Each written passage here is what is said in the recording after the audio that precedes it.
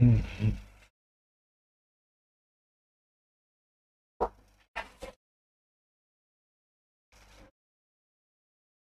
Very good morning to all defence aspirants. स्वागत है आपका डिफेंस ऑफिसर्स एकेडमी के यूट्यूब चैनल पे।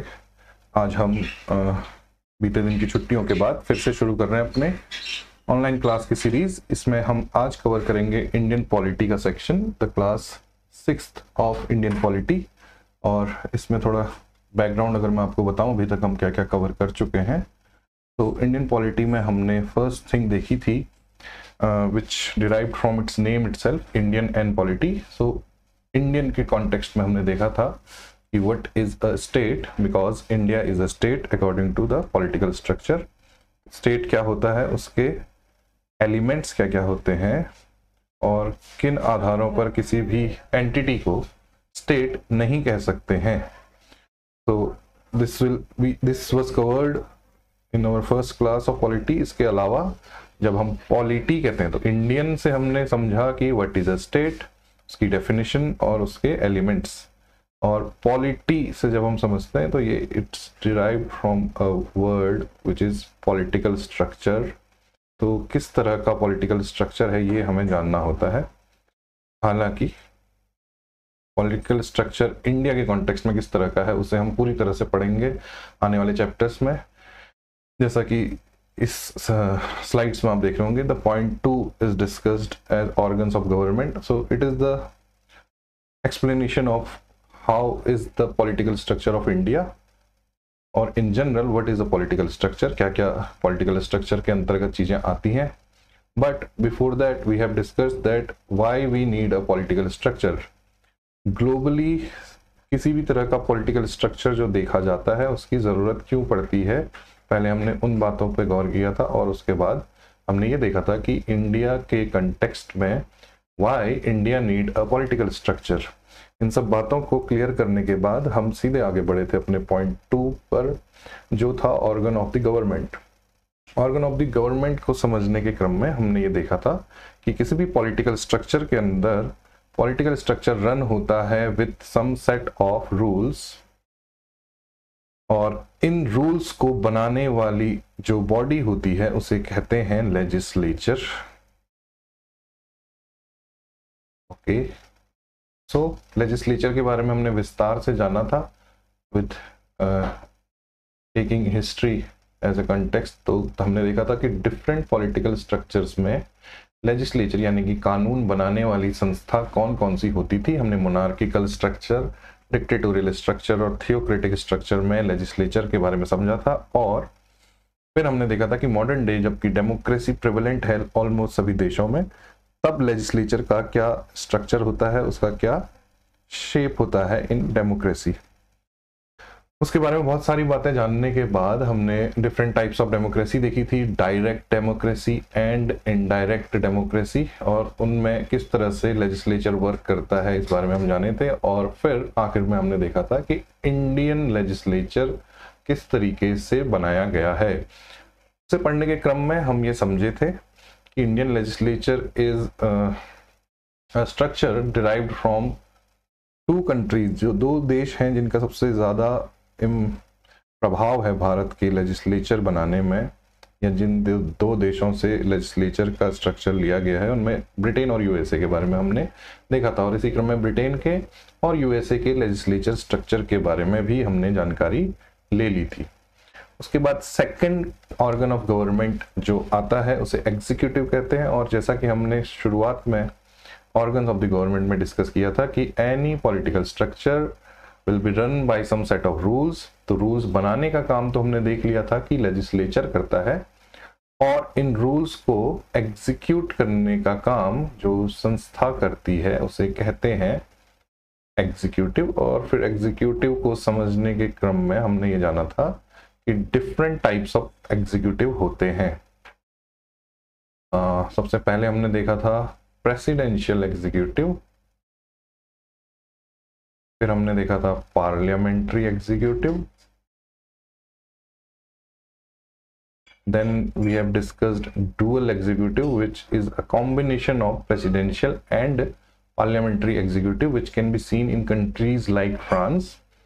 and then we have discussed plural executive, which can be seen in the countries like Switzerland where direct democracy is in the force.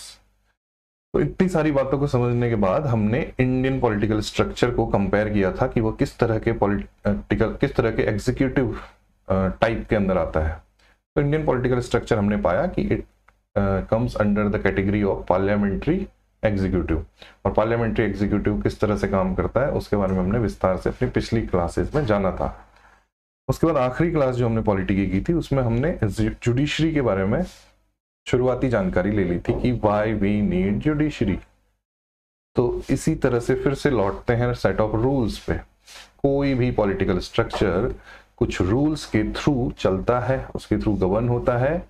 In rules को बनाने वाली जो body होती है, जो organ of government होता है, उसे लेजिस्लेचर कहते हैं।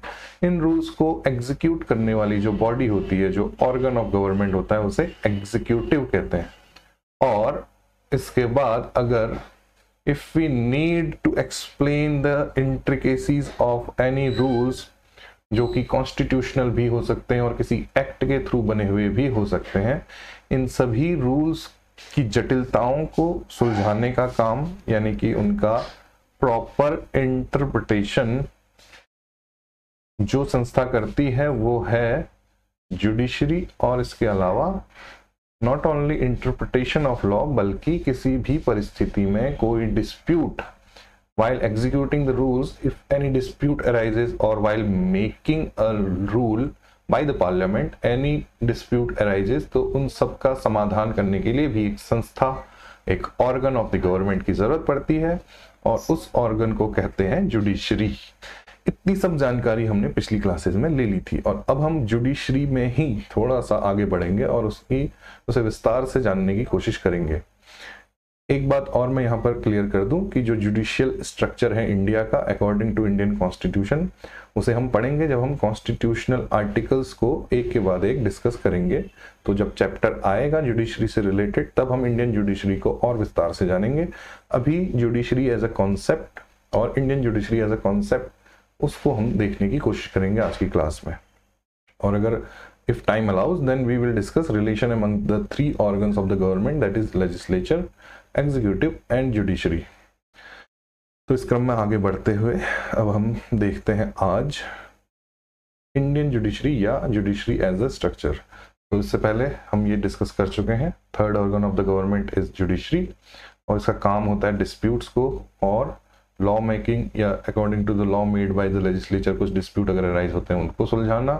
अगर किसी तरह से लॉ का इंटरप्रिटेशन करने की आवश्यकता होती तो ये रोल भी प्ले करता है judiciary. That's why it is called interpreter of laws. और फिर इस क्रम में हमने ये भी जाना था कि कभी कभी कुछ सेट ऑफ रूल्स की अकॉर्डिंग टू टाइम, रूल्स एक समय पे बनते हैं और एक समय के बाद उनकी नई या मौलिक व्याख्या की जरूरत होती है। उन्हें बदलते हुए घटनाक्रम में या बदले हुए समय में एक खास तरह से डिस्क्राइब करने की जरूरत पड़ती है, और ये काम भी जुडिशरी करती है। जब जुडिशरी इस तरह से किसी भी रूल या लॉ की कोई मौलिक व्याख्या करती है, तो इस तरह से दिया हुआ जजमेंट अपने आप में एक लॉ बन जाता है, जिसे जज मेड लॉ भी कहते हैं, या उसे केस लॉज भी कहते हैं। जज मेड लॉ अपने आप में सेल्फ एक्सप्लेनेटरी है, because this law is made by a judgement. तो जज जब जजमेंट देते हैं, वो अगर एक लॉ के रूप में ही लागू हो जाता है तो उसे जज मेड लॉ कहते हैं, या उसे केस लॉज इसलिए कहते हैं बिकॉज किसी भी केस के तहत मामले को निपटाने के क्रम में जुडिशरी जब उस केस से रिलेटेड लॉ की एक अलग व्याख्या या एक नई व्याख्या करती है तो उसे केस लॉ कहते हैं, बिकॉज किसी केस की वजह से लॉ बना है।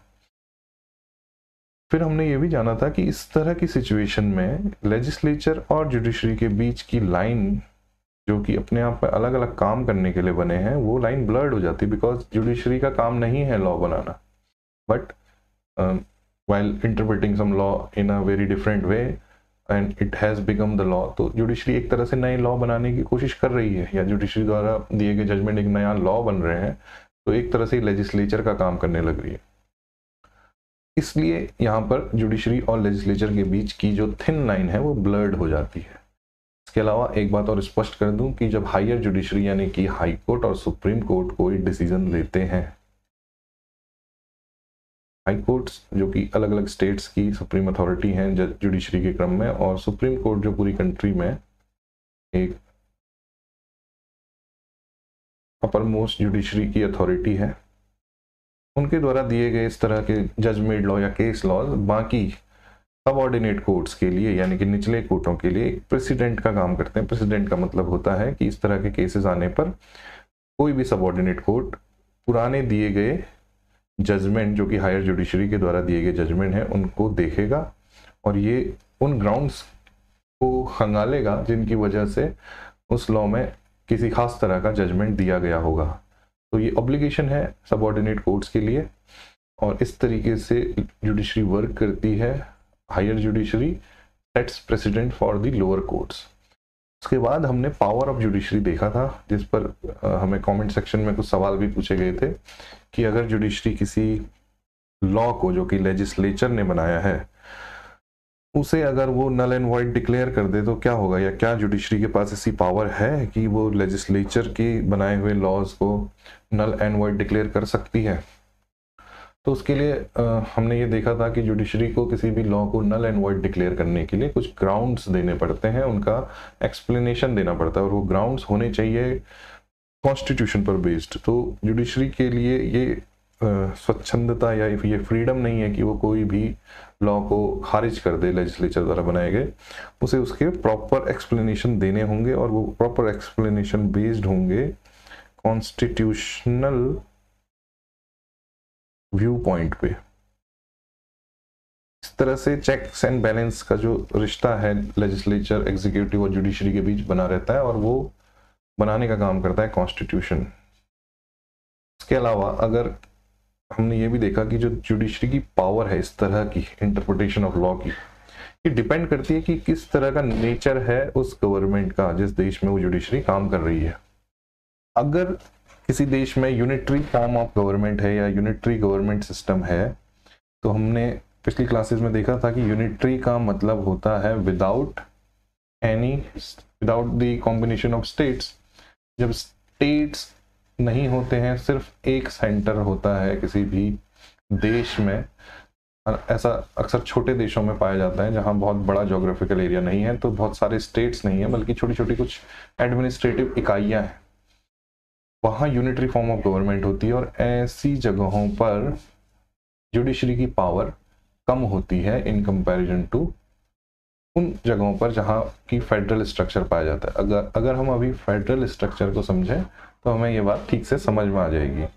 फेडरल सुनते ही हमें एक चीज़ समझ में आ जानी चाहिए कि whenever we say federal structure then we are talking about center and states। Federal structure बनता है बहुत सारे states combinedly agree to form a center and this whole structure becomes the political structure of that country। तो अगर कोई country federal structure के तहत काम कर रही है, और जाहिर सी बात है इस तरह का स्ट्रक्चर आपको बड़े ज्योग्राफिकल एरिया वाले देश में देखने को मिलेगा जहां अलग अलग ग्रुप्स हैं, अलग अलग इंटरेस्ट ग्रुप्स हैं, अलग अलग सोसाइटी में डाइवर्सिटी है, वहाँ अलग अलग स्टेट्स होते हैं और एक बड़ा ज्योग्राफिकल एरिया है। तो डेफिनेटली फॉर एडमिनिस्ट्रेटिव कन्वीनियंस बहुत सारे स्टेट्स होते हैं। ये सारे स्टेट्स मिलकर एग्री करते हैं टू फॉर्म अ सेंटर, और ये सेंटर गवर्न करता है सेंट्रल लेवल पर किसी कंट्री को, और स्टेट्स गवर्न करते हैं लोकल या स्टेट लेवल पर।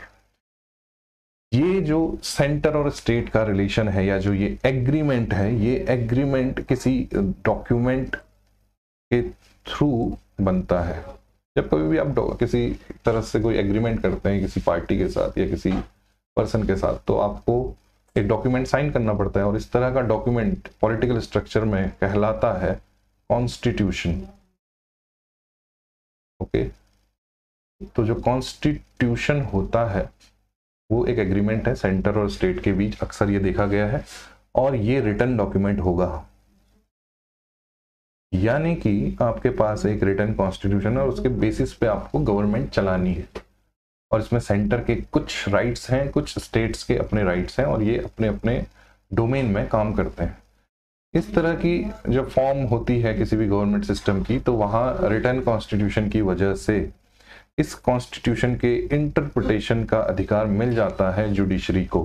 तो in case any dispute arises between centre and state, judiciary will be the last authority जो कि जस्टिस प्रोवाइड करेगी। और इस केस में फेडरल स्ट्रक्चर के अंतर्गत जुडिशरी हो जाती है ज्यादा powerful in comparison to that structure which is unitary, जहां सिर्फ सेंटर है। तो यहाँ इस चीज की जरूरत नहीं है कि कोई रिटन कॉन्स्टिट्यूशन हो, और यहाँ सेंटर और स्टेट के बीच कोई एग्रीमेंट की भी जरूरत नहीं है, because there are no states, only centre. यहाँ अक्सर ये देखा गया है कि जो जुडिशरी है उसकी पावर कम होती है, बिकॉज उसे किसी रिटन डॉक्यूमेंट के तहत इंटरप्रिटेशन ऑफ लॉ का अधिकार नहीं है। उसे सिर्फ इतना चेक करना है कि जो लॉ बने हैं क्या वो प्रॉपर डेमोक्रेटिक प्रोसेस को फॉलो करते हुए बने हैं। इस आधार पर ही जुडिशरी किसी लॉ को नल एंड वॉइड डिक्लेयर कर सकती है। जबकि फेडरल स्ट्रक्चर में जुडिशरी न सिर्फ प्रोसेस देखती है, बल्कि वो ये भी देखती है कि जो ये लॉ बना है, अगर ये प्रॉपर प्रोसेस से भी बना है, तब भी अगर वो किसी तरीके से कॉन्स्टिट्यूशन की जो भावना है या जो कॉन्स्टिट्यूशन का बेसिक स्ट्रक्चर है, अगर ये उसको फॉलो नहीं कर रही है, तब भी जुडिशरी उस लॉ को नल एंड वॉइड डिक्लेयर कर सकती है। तो आई होप आपको क्लियर हुआ होगा कि why in federal structure judiciary became more powerful than the unitary structure. इतनी बात हम पिछली क्लास में भी डिस्कस कर चुके थे, और अब हम आगे बढ़ते हैं और इन बातों को थोड़ा विस्तार से जानते हैं। तो हम देखते हैं व्हाई, ऐसा क्यों है कि फेडरल स्ट्रक्चर में जुडिशरी को ज़्यादा पावर होती है।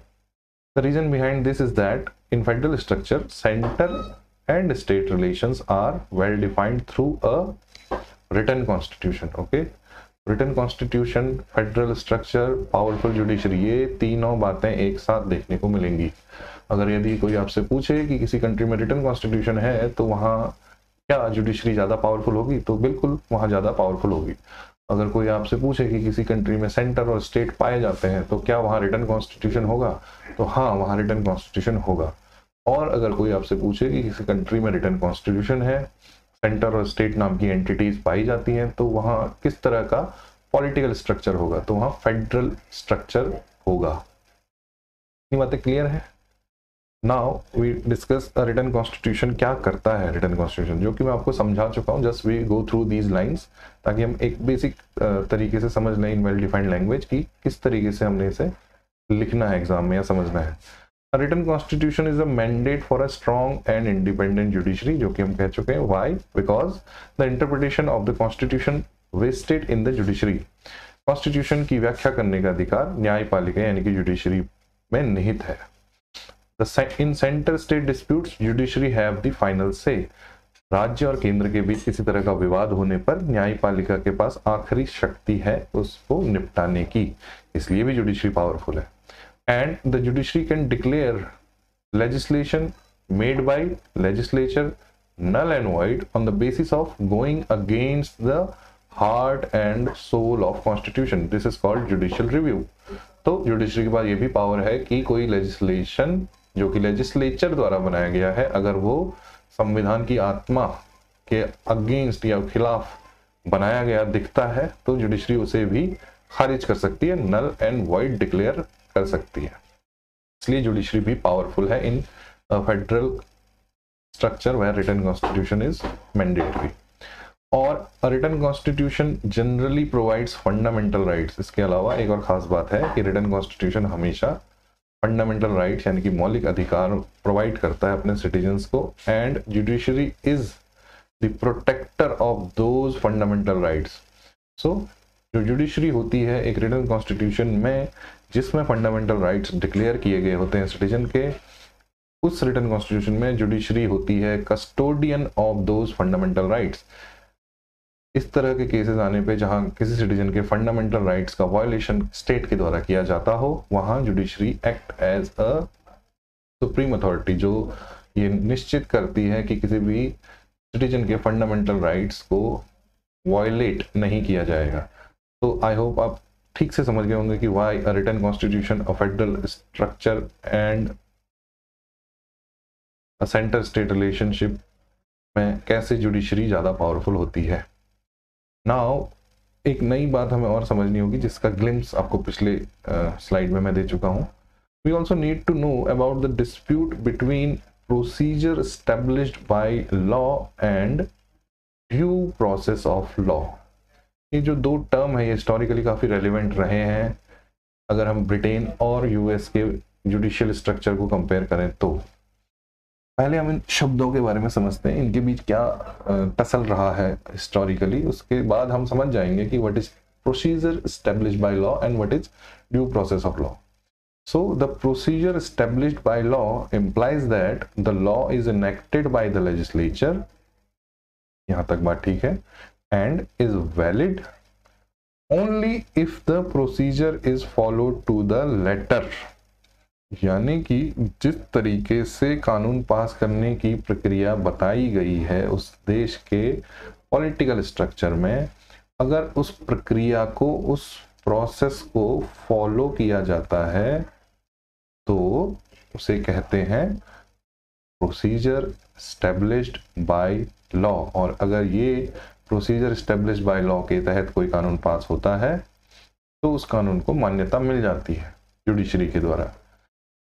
ठीक, इस तरह के स्ट्रक्चर में जहां प्रोसीजर एस्टेब्लिश्ड बाय लॉ को ज़्यादा प्राथमिकता दी जाती है, ज़्यादा तवज्जो दी जाती है, वहां एक स्ट्रॉन्ग लेजिस्लेचर पाया जाता है। और आपको लगभग समझ में आ गया होगा कि ये यूनिटरी फॉर्म ऑफ गवर्नमेंट में ही होगा।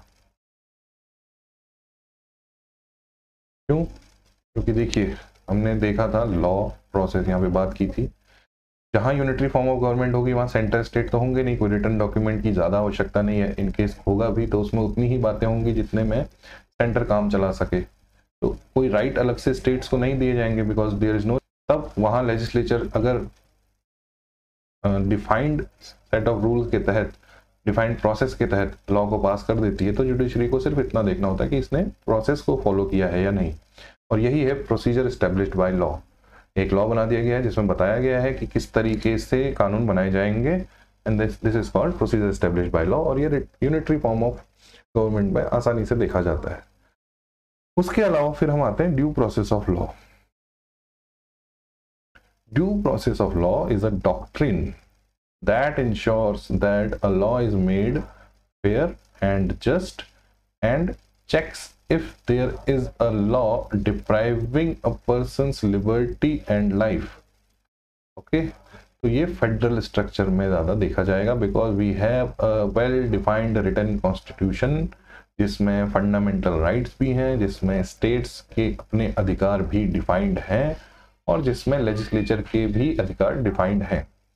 ऐसी स्ट्रक्चर में, ऐसे फेडरल स्ट्रक्चर में जब कोई लॉ बनाया जाता है तो न सिर्फ ये देखा जाता है कि उसने प्रॉपर प्रोसेस को फॉलो किया है या नहीं। सपोज इन इंडियन कॉन्टेक्स्ट कोई भी लॉ तब पास होता है पार्लियामेंट से जब लोकसभा और राज्यसभा दोनों उस लॉ को पास कर देती हैं और प्रेसिडेंट का भी उसे समर्थन मिल जाता है। ये प्रोसेस अगर फॉलो की जाती है तो लॉ पास माना जाता है।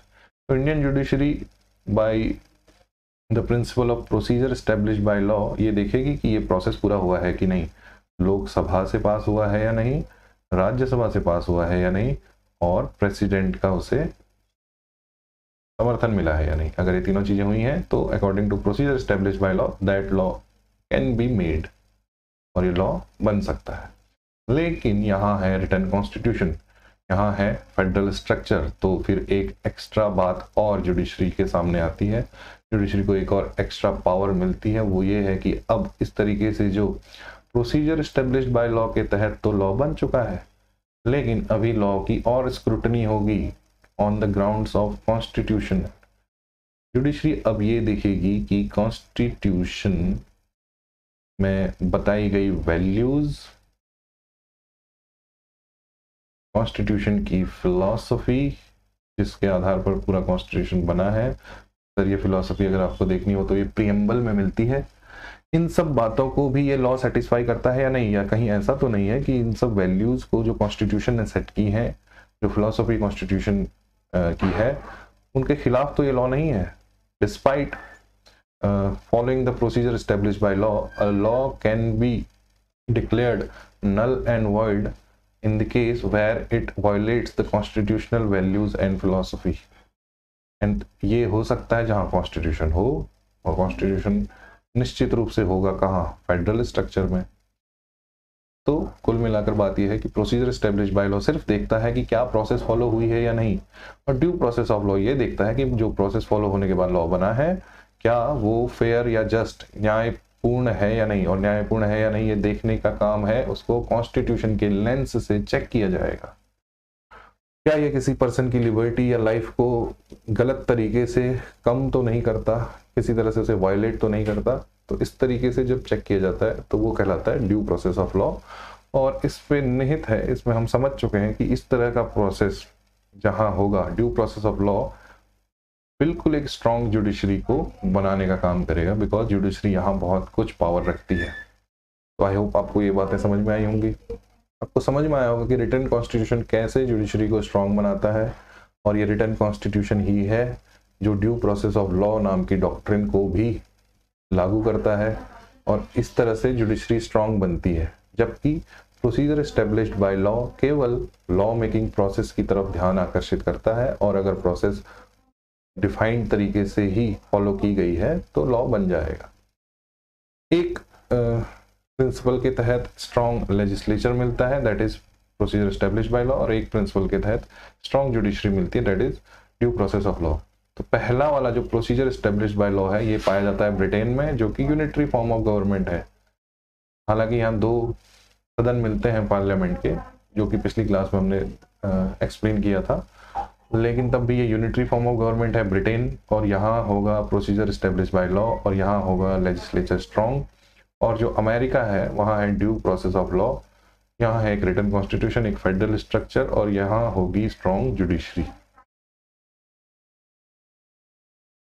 पर हम अगला, हालांकि हमने लॉ की बहुत सारी बात की और जुडिशरी की बात कर रहे हैं, तो टाइप्स ऑफ लॉ पे भी डिस्कशन करना जरूरी है। ओके, टाइप्स ऑफ लॉ देखते हैं, कितने तरह के कानून होते हैं, कितने तरह से लॉ बनते हैं, उनके इन्हें अलग अलग किस तरह से कैटेगराइज किया जाता है। सिंपली मैं इनको एक बार साधारण भाषा में समझा दूं, फिर हम पढ़ेंगे कि यहाँ क्या क्या बातें लिखी गई हैं। तो एक होता है पॉजिटिव लॉ, इसे हिंदी में कहते हैं सकारात्मक विधि। सकारात्मक विधि से मतलब है कि अगर कोई भी लॉ किसी ग्रुप ऑफ पीपल या एक खास तरह की बनी हुई संस्था, जो लॉ बनाने वाली संस्था है, उसके तहत बनाया गया है, तो उसे पॉजिटिव लॉ कहा जाएगा। दैट्स इट, इतना ही हमें जानना है अभी फिलहाल इसको समझने के क्रम में। यानी कि लेजिस्लेचर जब लॉ बनाता है तो उसे पॉजिटिव लॉ कहते हैं, क्योंकि वो कुछ खास सेट ऑफ पीपल या एक ग्रुप ऑफ पीपल के द्वारा बनाया जाता है, जो कि इस बात के लिए ही इलेक्ट हुए हैं, इस बात के लिए ही वो लाए गए हैं कि उनको लॉ मेकिंग का काम करना है। That is member of parliament and member of legislative assemblies in case of state. तो इनके द्वारा बनाए गए कानून पॉजिटिव लॉ कहलाते हैं। कुछ होते हैं नेचुरल लॉ। नेचुरल लॉ नाम से ही स्पष्ट है कि ऐसे लॉ जो नेचर ने खुद प्रदान किए हैं।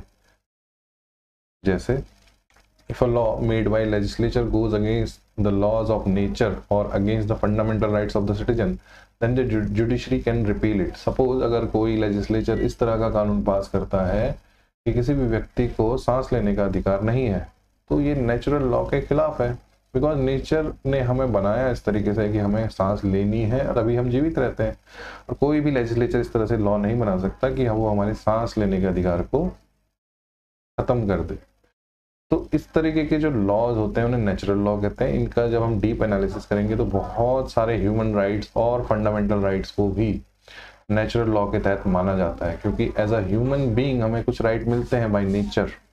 एक इंसान पैदा होता है तो उसे कुछ अधिकार हैं जीने के लिए और गरिमापूर्ण तरीके से जीने के लिए। तो ह्यूमन बीइंग को पैदा होने के साथ ही जो राइट्स मिल जाते हैं वो भी नेचुरल लॉ हैं। इसके अलावा इवोल्यूशन के क्रम में जब हमने बेटर सिविलाइजेशनल स्ट्रक्चर और डेमोक्रेसी को डिज़ाइन किया अपने जीने के लिए, तब हमने कुछ और राइट्स दिए हैं जो कि ह्यूमन राइट्स से ही मिलते जुलते हैं, उसी से निकले हैं। These are called fundamental rights. यहाँ पे फंडामेंटल का मतलब ही है कि नेचुरल, ये मौलिक अधिकार हैं और ये मिले हैं, और हमने ऐसी व्यवस्था बनाई है, एक ऐसी सभ्यता बनाई है जहाँ ये अधिकार होना हमारी सभ्यता की निशानी है। इसलिए जब फंडामेंटल राइट्स की बात आती है, जब ह्यूमन राइट्स की बात आती है, तो इन्हें नेचुरल लॉ के अंतर्गत समझा जाना चाहिए। यहाँ तक बात क्लियर होगी। So positive law is a law made by set of people who are designated for making a law, यानी कि लेजिस्लेचर के द्वारा बनाए गए कानून हैं पॉजिटिव लॉ। नेचर जो हमें इटसेल्फ प्रोवाइड करता है, या with the development of societies हमने कुछ अधिकारों को माना है कि ये इंसान को जरूर मिलने चाहिए, इस तरह के अधिकार आते हैं नेचुरल लॉ की कैटेगरी में। Then the third form of law is common law. ये लॉ वो होते हैं जो किसी कॉन्स्टिट्यूशन में शायद ना हो या नेचुरली हमें ना मिलते हो, लेकिन जब हम एक समाज में जीते हैं तो कुछ तरह की परंपराओं को हम फॉलो करते हैं, कुछ ट्रेडिशंस को हम फॉलो करते हैं।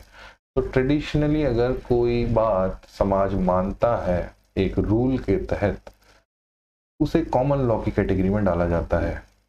अक्सर अगर इस तरीके को जो कानून समाज में माने जाते हैं, कुछ ऐसे रूल जो समाज मानता है ट्रेडिशनली, परंपरागत रूप से उन्हें फॉलो करता है, अगर ये कानून किसी भी तरीके से संविधान के या पॉलिटिकल स्ट्रक्चर के खिलाफ नहीं है तो ये बने रहते हैं। और अगर इन्हें किसी भी तरीके से पाया जाता है कि ये संवैधानिक भावना या ह्यूमन राइट्स के खिलाफ या नेचुरल लॉ के खिलाफ जा रहे हैं, तो इन्हें हटा दिया जाता है। तो दिस इज कॉमन लॉ। इनका एग्जाम्पल अगर मैं आपको बताऊं कि सती प्रथा जैसी एक प्रथा थी जो रूल की तरह मानी जाती थी भारत के कई हिस्सों में, खास तौर पर उत्तर पश्चिमी भारत और उत्तर भारत के हिस्सों में कुछ साल पहले, आज़ादी से पहले का जो समय है या जो ब्रिटिश गवर्नमेंट का टाइम है, वहाँ तक आते आते ये परंपरा बन चुकी थी, बिकॉज बहुत सारे इन्वेडर्स ने इन्वेड किया था और उस समय की परिस्थितियों के हिसाब से एक प्रथा बन चुकी थी, सती प्रथा, जो कि उस समय जब हमने इस लॉ को एबॉलिश किया था तब तक ये इररेलेवेंट हो चुकी थी। अब किसी के हस्बैंड की डेथ होने पर उसकी वाइफ को उसके साथ ही जल जाने जैसी जो प्रथा है वो इररेलेवेंट है, वो उसके ह्यूमन राइट्स का वायलेशन करती है, बिकॉज अभी ऐसी कोई कंडीशन नहीं है कि उसकी जान पर खतरा है या फिर उसकी इज्जत पे खतरा है जिसकी वजह से उसे आत्मदाह करना पड़े पति के साथ ही। ये चीज इररेलेवेंट थी अकॉर्डिंग टू टाइम, लेकिन ये ट्रेडिशन का हिस्सा थी और राजा राम मोहन राय जैसे समाज सुधारकों की वजह से इस तरह का जो कॉमन लॉ था ये हटा दिया गया। तो ये एक एग्जाम्पल है हमारे सामने। इसी तरह दहेज प्रथा है जो कि समाज मानता है ट्रेडिशनली और जिसका एक प्रूफ भी सामने आया है। समाज में बहुत सारी समस्याएं पैदा होती हैं विद दैट ट्रेडिशन। तो ये दहेज प्रथा को भी गैर कानूनी इसीलिए सिद्ध किया गया है क्योंकि ये इंसान के ह्यूमन राइट, देश की कॉन्स्टिट्यूशनल फ्रेमवर्क के अगेंस्ट जाने वाले लॉ हैं। तो आई होप आप समझ गए होंगे कि कॉमन लॉ किस तरीके के होते हैं। इसके अलावा हम एक खास तरीके से अपना जीवन जीते हैं, हम विवाह करने के लिए खास तरह की प्रथाओं को मानते हैं और जहाँ तक वो प्रथाएं हमारे बेसिक ह्यूमन राइट का वायलेशन नहीं करती हैं, हमारे कॉन्स्टिट्यूशन का वायलेशन नहीं करती, वहाँ तक समाज में अभी भी ये प्रथाएं मानी जाती हैं और इस तरह से कॉमन लॉ का पार्ट बनी हुई है। फिर तीसरे तरीके का जो लॉ आता है वो कहलाता है डिवाइन लॉ। जैसा कि आपको नाम से ही लग रहा है, ये डिवाइन यानी कि दैवीय कानून इसे कहा जाता है। दैवीयता की बात होगी अक्सर किसी ऐसे देश में जहां रिलीजन, धर्म और रिलीजन में थोड़ा सा फर्क है जो हम आने वाले समय में देखेंगे। जहां रिलीजन के आधार पर कोई भी पॉलिटिकल स्ट्रक्चर बना है, ऐसे देशों को में जो सिस्टम होता है उसे कहते हैं थियोक्रेसी। थियोक्रेसी को हिंदी में कहा जाता है धर्मतंत्र। धर्म के आधार पर बनाया गया पॉलिटिकल स्ट्रक्चर। इन देशों में हमने पहले देखा था, यहाँ लेजिस्लेचर का काम होली बुक करती है, एग्जीक्यूटिव का काम उस होली बुक को अथॉरिटी रखने वाला रिलीजियस लीडर करता है। तो होली बुक में जो कानून है, सेट ऑफ रूल्स हैं, उन सभी को माना जाता है डिवाइन लॉ। इतनी सी बात है। और फिर मैं यहाँ पर आपका ध्यान खींचना चाहूँगा उसी बात की तरफ जो हमने कॉमन लॉ में देखी थी कि जब डिवाइन लॉ किसी भी तरीके से नेचुरल लॉ या पॉजिटिव लॉ के खिलाफ जाते हैं, तब ऐसे डिवाइन लॉ को समय के साथ खारिज कर दिया जाता है, बिकॉज जो डिवाइन लॉ है वो बहुत पुराने समय में जब धर्म की स्थापना हुई थी या किसी भी देश में रिलीजन की शुरुआत हुई थी, तब के समय के बनाए गए कुछ नियम कानून थे जो कि आने वाले समय में हो सकता है अप्रासंगिक या इररेलेवेंट हो जाए। अब उनकी उतनी जरूरत ना हो, समाज इवॉल्व कर चुका है, न सिर्फ समाज बल्कि रिलीजन भी इवॉल्व कर चुका है विद प्रेजेंट टाइम। रिलीजन एक डायनेमिक चीज है जो समय के साथ चेंज होते रहती है, जिसकी वैल्यूज, उसकी मूल भावना अगर एक ही रहती है, वो है ईश्वर में आस्था और उसके आधार पर कुछ जो बातें हैं उनको मानना। लेकिन उन सबको मानने के क्रम में ये जरूर देखा जाता है कि ये क्या आज के समय में ईश्वर की संकल्पना वही है जो उस समय हुआ करती थी? क्या उन बातों के आज भी उतनी ही ज़रूरत है जो उस समय हुआ करती थी जब उस रिलीजन का फॉर्मेशन हुआ था? That's why divine law are also subject to natural law and positive law. अब हम एक के बाद एक इनके देखते हैं कि हमने किस तरीके से इन्हें लिखा है और इन बातों का क्या अर्थ है, जो कि मैं इन ब्रीफ आपको बता चुका हूँ।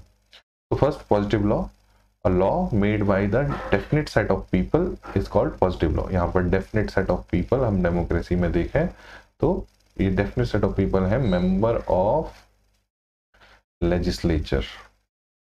legislature यानी कि कानून बनाने वाली संस्था।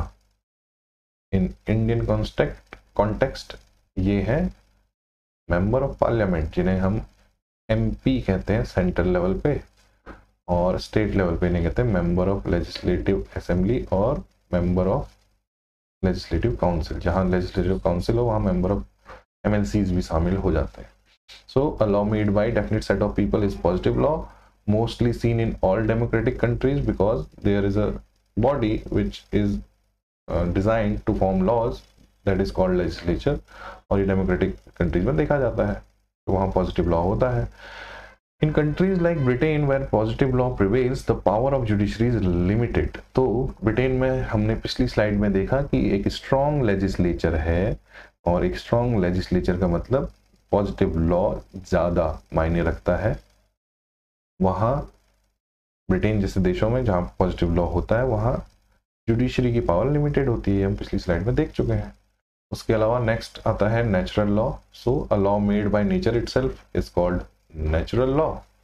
Such laws applied in the countries where constitutional supremacy follows। हमने आपको बताया था नेचुरल लॉ बताने के क्रम में कि ह्यूमन राइट्स और फंडामेंटल राइट्स को नेचुरल माना जाता है। एक ह्यूमन बीइंग होने के नाते हमें कुछ राइट्स मिलते हैं, और जब हम एक खास तरह से डेवलप कंट्री बनते हैं तो हमें बहुत सारे फंडामेंटल राइट्स भी मिलते हैं। तो इन सभी को नेचुरल लॉ समझा जाता है। ओके, ये कहाँ होगा? जहाँ कॉन्स्टिट्यूशनल सुप्रीमेसी होगी, बिकॉज कॉन्स्टिट्यूशन ही प्रोवाइड करता है बेसिक ह्यूमन राइट्स और फंडामेंटल राइट्स, या जो राइट्स पहले से हैं उनको एक मुहर लगाता है, उन पर उन्हें लागू करवाता है। ये काम कॉन्स्टिट्यूशनल सुप्रीमेसी में ही हो सकता है, जहाँ कॉन्स्टिट्यूशन सर्वोच्च हो। If a law made by legislature goes against the laws of nature और against the fundamental rights of the citizen, then the judiciary can repeal it. ये बात हम समझ चुके हैं। अगर नेचर के अगेंस्ट यानी कि कॉन्स्टिट्यूशन के अगेंस्ट कोई लॉ जाता है तो उसे हटाया जा सकता है, और यहाँ हम देखते हैं कि आपको एक स्ट्रॉन्ग जुडिशरी मिलेगी। पॉजिटिव लॉ में आपको मिलता है एक स्ट्रॉन्ग लेजिस्लेचर, और नेचुरल लॉ में आपको मिलती है एक स्ट्रॉन्ग जुडिशरी। आई होप इतनी बात समझ गए होंगे आप लोग। ठीक है, Mahesh Mishra is here. Good morning Mahesh. Judiciary in America and India takes the power of judicial review from natural law. अब स्ट्रॉन्ग जुडिशरी है, और पिछली बातों को अगर आप समझ चुके होंगे तो आप ठीक समझ गए होंगे कि अमेरिका में और अब भारत में भी जो कि स्ट्रॉन्ग जुडिशरी है वो नेचुरल लॉ वहाँ प्रिवेल करता है, जबकि वह स्ट्रॉन्ग लेजिस्लेचर और पॉजिटिव लॉ की सुप्रीमेसी ज़्यादा होती है, वहाँ वीक जुडिशरी या स्ट्रॉन्ग लेजिस्लेचर होता है। और ये कंट्रीज लाइक ब्रिटेन में देखा जाता है। ये दो मेन लॉज थे जिनके बारे में जानना बहुत ज़रूरी था। के अलावा जो दो लॉ मैंने आपको बताए थे उन्हीं को हम देख लेते हैं कि किस तरीके से हमने उन्हें लिखा है। तो when tradition becomes law they are called common laws. जब ट्रेडिशन ही लॉ बन जाते हैं उन्हें कॉमन लॉ कहते हैं। ठीक है, in places where constitution is silent there we see the common laws filled that void. समाज में कुछ परंपराएं हैं जहाँ जिनके बारे में कॉन्स्टिट्यूशन ने खास बात नहीं की है, तो वहाँ पर कॉमन लॉ चलते हैं। जो समाज की रीति है वो वहाँ चलती है, क्योंकि उसके बारे में कॉन्स्टिट्यूशन को व्याख्या करने की इतनी ज़रूरत भी नहीं है। लेकिन अगर कोई लॉ इस तरह की बातों के अगेंस्ट जाता है, कॉन्स्टिट्यूशन के अगेंस्ट जाता है, नेचुरल लॉज के अगेंस्ट जाता है, तब कॉन्स्टिट्यूशन का इंटरप्रिटेशन करने वाली जुडिशरी या कानून बनाने वाला लेजिस्लेचर समाज की व्यवस्था को ठीक बनाए रखने के लिए उस तरह के कॉमन लॉज को हटा देता है। जहाँ पर इस तरह की कोई बात की ज़रूरत नहीं है, वहाँ न कॉन्स्टिट्यूशन कुछ कहता है, और वहाँ सिर्फ वहाँ कॉमन लॉज आपको देखने को मिलेंगे। वो जो गैप है जहाँ कॉन्स्टिट्यूशन ने कुछ कहा नहीं है, ज़रूरत नहीं है वहाँ पे उसे कुछ कहने की, क्योंकि समाज में रहने के तौर तरीके पे हर बात पे कॉन्स्टिट्यूशन टिप्पणी नहीं करेगा, वहाँ कॉमन लॉ प्रिवेल करते हैं और उस वॉइड को भर देते हैं जो कि कॉन्स्टिट्यूशन ने रिक्त छोड़ा है। In countries like Britain, the common laws are still very important, especially the conservative party is in favor of such laws. अब जैसा कि आपने देखा था, ब्रिटेन में यूनिटरी फॉर्म ऑफ गवर्नमेंट होने के बावजूद, हमने पिछली क्लासेस में बताया था, वहाँ बाइकैमरल यानी कि द्विसदनीय लेजिस्लेचर है, जिसकी जरूरत नहीं है। द्विसदनीय में लोअर हाउस पीपल्स रिप्रेजेंटेटिव होता है और अपर हाउस स्टेट रिप्रेजेंटेटिव होता है, जबकि ब्रिटेन में यूनिटरी फॉर्म है, वहाँ स्टेट नहीं है, तो अपर हाउस की जरूरत क्यों है? तो वहाँ जो अपर हाउस बनाया गया है वो कॉमन लॉ को फॉलो करते हुए बनाया गया है। वहाँ का ट्रेडिशन है कुछ लोगों को सम्मानित करना, डिग्निटरीज को वैल्यूज देना, उसके तहत उन्हें अपर हाउस का मेंबर बना दिया जाता है। तो वहाँ का अपर हाउस किसी स्टेट की के हितों का ध्यान नहीं रखता है, उनके इंटरेस्ट को प्रोटेक्ट नहीं करता है, बल्कि वो कुछ खास गणमान्य लोगों को, जिन्हें डिग्निटरीज कहते हैं या लॉर्ड्स कहते हैं, उनको सम्मानित करने के लिए, उन्हें एक दर्जा देने के लिए समाज में बनाया गया है। तो ये एक प्रकार का कॉमन लॉ है, और इस तरह ब्रिटेन में बहुत सारी बातें फॉलो की जाती हैं। वहाँ की कंजर्वेटिव पार्टी इस तरह के लॉज, जिन्हें कॉमन लॉज कहते हैं, उसके पक्ष में रहती है और उन्हें बदलने की हिमायत नहीं करती है। फिर डिवाइन लॉ पे देखते हैं। इन थियोक्रेटिक कंट्रीज, यानी कि जहाँ एक धर्म का शासन है, और in countries where the religious book is treated as the constitution, we see divine laws. तो पाकिस्तान में एक अपना कॉन्स्टिट्यूशन तो है, लेकिन वो इस्लाम को ही एक खास तरीके से तवज्जो देता है वाइल मेकिंग कॉन्स्टिट्यूशन, उस बात का ध्यान रखा गया है। तो इन देशों में थियोक्रेटिक सिस्टम ना होने के बावजूद भी रिलीजियस बुक को तवज्जो दी जाती है, तो वहाँ भी हमें डिवाइन लॉ देखने को मिलते हैं, और ये परमिएट कर जाते हैं कॉन्स्टिट्यूशन के साथ, बिकॉज कॉन्स्टिट्यूशन बनाने में उस देश के धर्म, मुख्य धर्म का ख्याल रखा गया है। So such laws interpreted on the basis of religious text, उस जो बुक है, जो धर्म की बुक है या जो रिलीजन की बुक है, उसके आधार पर ही कुछ लॉ बने हैं, और ये लॉ उसी तरीके से इंटरप्रेट किए जाते हैं bye those religious leaders. In such system, the religious institutions like church plays the role of judiciary. तो यूरोपियन कंट्रीज में एक टाइम पर देखा गया था कि चर्च बहुत ज़्यादा शक्तिशाली होते थे, और वहाँ इस तरीके के लॉज प्रिवेल करते थे, और चर्च ही उनमें जुडिशरी की तरह निर्णय सुनाया करता था। बाद में जब चर्च और वहाँ राजा के बीच टसल हुआ, यानी कि संघर्ष हुआ फॉर द अथॉरिटी, कुछ समय तक तो दोनों साथ साथ चले, लेकिन जब चर्च ने कुछ ऐसी चीज़ें करनी शुरू की जो किंग के अगेंस्ट जाती थी, तब एक खास तरह का कॉन्सेप्ट निकला वेस्टर्न कंट्रीज से। वो कॉन्सेप्ट था कि जो पॉलिटिकल सिस्टम है वो बिल्कुल अलग रहेगा रिलीजन से, और उस कॉन्सेप्ट को कहते हैं सेक्युलरिज्म। इसे यूरोपियन कॉन्टेक्स्ट में अगर हम देखेंगे तो हिंदी में इसके लिए वर्ड हम यूज करते हैं धर्म निरपेक्षता, लेकिन इंडियन कॉन्टेक्स्ट में सेक्युलरिज्म के मतलब बदल जाते हैं, और इसके बारे में हम आगे जानेंगे जब हम रिलीजियस फ्रीडम के बारे में बात करेंगे। भारत धर्मनिरपेक्ष नहीं है अगर हम धर्म की भारतीय व्याख्या करें तो, और धर्म वर्ड भी भारत से ही निकला है, और किसी कंट्री में ये वर्ड नहीं होता है। इसे आज की डेट में रिलीजन से कंपेयर किया जाता है, लेकिन धर्म जो है हमारे इन एंशिएंट टेक्स्ट में लिखा गया, वो धर्म अलग चीज़ की ओर इशारा करता है, वो किसी रिलीजन की ओर इशारा नहीं करता है। और इसीलिए हमारे कॉन्स्टिट्यूशन में जो सेक्युलरिज्म वर्ड है उसका जो अर्थ निकलता है वो है पंथ निरपेक्षता। भारत ऐसा मानता है कि भारत की जो रिच डाइवर्सिटी है, जो उनके पॉइंट ऑफ व्यूज हैं, यानी कि डिवाइन को लेकर जो उनका कॉन्सेप्ट है, वो अलग अलग तरीके से इंटरप्रेट होता है। हर इंसान अपने अपने तरीके से डिवाइन को में आस्था रखता है और कुछ लॉज को फॉलो करता है, कुछ बातें फॉलो करता है। ये उसका तरीका है, ये उसका वे ऑफ लाइफ है जीने का, और ये है पंथ। ये रास्ता है जो उसे डिवाइन की तरफ ले जाता है। तो हर व्यक्ति अपना अपना रास्ता चुनने के लिए स्वतंत्र है। और भारतीय जो राजनीतिक संरचना है या जो गवर्नमेंट स्ट्रक्चर है, वो किसी भी व्यक्ति के डिवाइन को फॉलो करने के पाथ से कोई रिलेशन नहीं रखेगा। का मतलब ये है कि उसे इस बात से फर्क नहीं पड़ता कि कौन सा व्यक्ति किस तरह से डिवाइन को फॉलो कर रहा है। स्टेट उसमें कोई इंटरप्रिटेशन या कोई दखल अंदाजी नहीं देगा। लेकिन इसका मतलब ये भी नहीं है, ये इसकी नेगेटिव व्याख्या की तरफ भी भारत नहीं जाता है। भारत इसकी भी पॉजिटिव व्याख्या करता है कि कोई मतलब किसी भी पंथ से, खास पंथ से न रखने का ये मतलब नहीं है कि वो किसी भी पंथ को सपोर्ट नहीं करेगा या किसी भी पंथ को तवज्जो नहीं देगा, बल्कि भारत इसकी एक पॉजिटिव डेफिनेशन की तरफ इशारा करता है। भारत कहता है भारत की जो व्यवस्था है वो सभी धर्मों के साथ इक्वल ट्रीटमेंट करेगी, न कि किसी भी धर्म को तवज्जो नहीं देने वाली बात। देखिए, ये नेगेटिव और पॉजिटिव जो डेफिनेशन है सेकुलरिज्म की, उसको ठीक से समझना जरूरी है। यूरोपियन कॉन्टेक्स्ट में धर्म और राज्य अलग अलग हैं, या उसे धर्म कहना भी गलत होगा यहाँ पर, बल्कि हमें ये कहना चाहिए कि religion and state are two different entities. इनका एक दूसरे से रिलेशन नहीं होना चाहिए।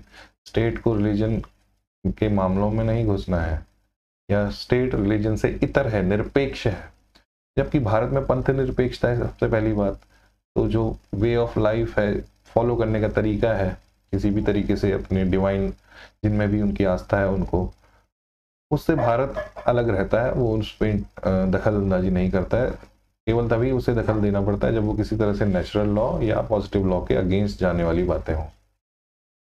और पंथ निरपेक्षता से ये भी मतलब नहीं है कि स्टेट किसी भी पंथ पे कोई भी उसके सपोर्ट के लिए कुछ काम नहीं करेगा। जबकि भारत का स्टेट करता है सभी पंथों में या एक सा ट्रीटमेंट, इक्वल। तो हम किसी खास पंथ के लोगों को, या जिन्हें आम भाषा में धर्म के लोग कहा जाता है, अभी समझने के लिए अगर हम धर्म बोलते हैं, किसी खास धर्म के लोगों को कुछ रियायतें, कुछ सुविधाएं देगा अपनी रिलीजियस एक्टिविटीज को करने की, और दूसरे पंथ के लोगों को भी सेम तरह की रियायतें देने की कोशिश करेगा। एक धर्म को ज़्यादा तवज्जो, दूसरे धर्म को कम तवज्जो, ऐसा नहीं देगा, बल्कि सबको इक्वल ट्रीटमेंट देगा और उन्हें जितनी भी सपोर्ट की जरूरत होगी वो भी करेगा।